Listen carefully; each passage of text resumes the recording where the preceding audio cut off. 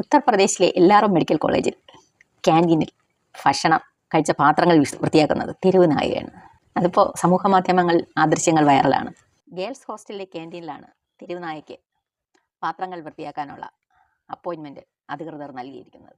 താഴ്ന്ന ജാതിക്കാർക്ക് പാത്രങ്ങൾ തൊട്ടുകൂടായ്മയും തീണ്ടിക്കൂടായ്മയും നിലനിൽക്കുന്ന ഉത്തർപ്രദേശിൽ തെരുവ് നായകളെങ്കിലും സമൂഹത്തിൽ വിളയാടട്ടെ.